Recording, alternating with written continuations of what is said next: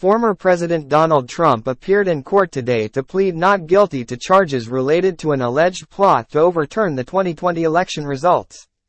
The highly anticipated trial, which has captured the nation's attention, commenced with a packed courtroom and intense media presence. Trump, accompanied by his legal team, entered the courtroom amidst a flurry of cameras and reporters. Dressed in a dark suit, he appeared composed as he stood before the judge to formally enter his plea.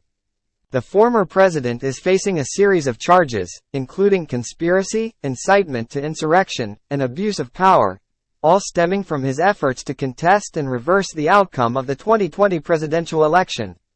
Prosecutors outlined their case, presenting evidence that they claim demonstrates a coordinated and deliberate attempt by Trump and his associates to undermine the democratic process and sow doubt about the legitimacy of the election.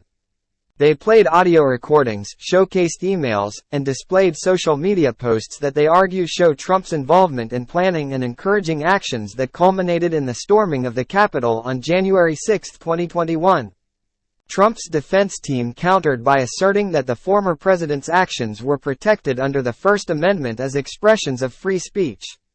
They argued that Trump was simply exercising his right to voice concerns about alleged election irregularities and was not directly responsible for the violent events that unfolded at the Capitol.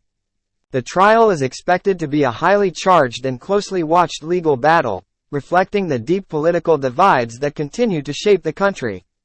Legal experts predict that the case will center around issues of presidential authority, free speech, and the boundaries of acceptable political conduct. As the trial unfolds, it is likely to reignite debates about the role of public figures in promoting peaceful transitions of power and the responsibilities that come with holding high office.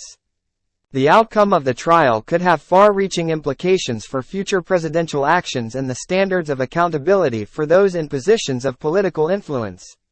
The trial is scheduled to continue in the coming weeks, with both sides expected to present extensive arguments and witnesses.